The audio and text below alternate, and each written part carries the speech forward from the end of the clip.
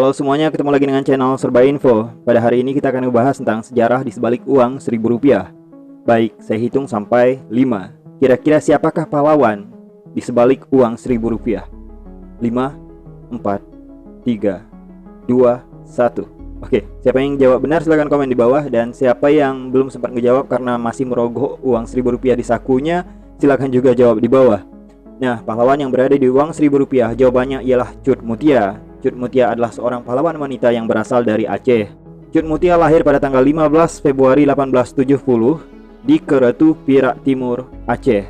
Cut Mutia syahid pada tanggal 24 Oktober 1910 setelah bertempur dengan pasukan Belanda. Dan Cut Mutia terkena 3 tembakan peluru tentara Belanda.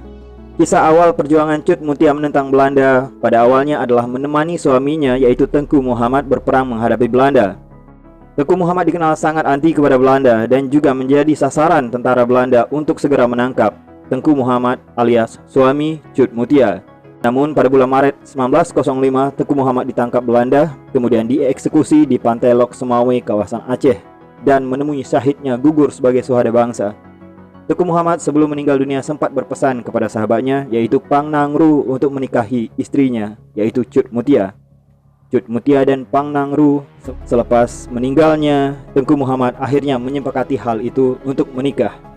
Dan ternyata akhirnya Pang Nangru dan Cut Mutia melanjutkan perjuangan yang diperjuangkan oleh Tengku Muhammad sebelumnya. Pang Nangru dan Cut Mutia sama-sama memimpin pasukan Aceh. Pang Nangru memimpin pasukan laki-laki dan Cut Mutia memimpin pasukan perempuan. Cut Mutia bersama pasukan wanita Aceh berkubu di dalam hutan untuk mensuplai keperluan perang suaminya. 5 tahun selepas syahidnya Tengku Muhammad pada tanggal 26 September 1910, Pang Nangru juga dijemput oleh Allah Subhanahu wa taala setelah berhadapan dengan pasukan Marsose Belanda. Cut Mutia yang mengetahui kepergian suaminya, Pang Nangru akhirnya kemudian bersama pasukan wanita yang lainnya melakukan gerilya menuju ke arah Gayo melalui hutan belantara untuk berperang dengan pihak Belanda. Setelah menyerang beberapa pos-pos kolonial Belanda, akhirnya Cut Mutia berhadapan dengan pasukan Marsose yang sudah mengepungnya.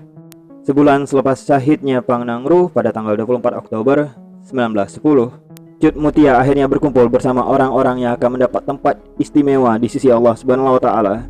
Cut Mutia syahid pada tanggal 24 Oktober 1910 selepas berperang dengan pasukan Belanda.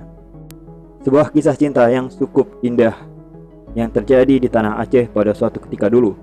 Cut Mutia yang sebelumnya menemani suami tercinta Tengku Muhammad dan melaksanakan perintah suami tercinta untuk menikahi sahabatnya Pang Nangru juga melaksanakan tugasnya dengan sebaik-baiknya. Sehingga akhirnya ketika Pang Nangru juga syahid, akhirnya Cut Mutia turun tangan untuk berperang secara langsung berhadapan dengan pasukan Belanda. Dan akhirnya juga menemukan syahidnya. Tempat seindah-indah tempat akan didapati oleh para pahlawan-pahlawan ini. Tengku Muhammad, Pang Nangru dan Cut Mutia adalah sebuah kisah perjuangan, kisah cinta, dan kisah persahabatan yang terekam dalam sejarah dunia dan terekam dalam sejarah Aceh dan terekam dalam sejarah Indonesia.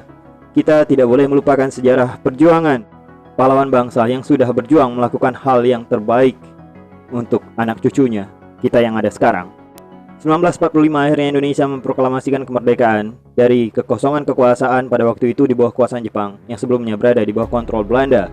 Pada tahun 1949 akhirnya disepakati konferensi meja bundar di mana Indonesia akhirnya memiliki kekuasaan secara teritorial dan diakui oleh Belanda dan dunia internasional. Pada tahun 1964 akhirnya Cut Mutia diangkat menjadi pahlawan nasional Indonesia. Dan untuk mengabadikan perjuangan Cut Mutia menentang penjajahan Belanda, sejak dari tanggal 19 Desember 2016, Cut Mutia diabadikan di uang Rp1.000 kertas Indonesia.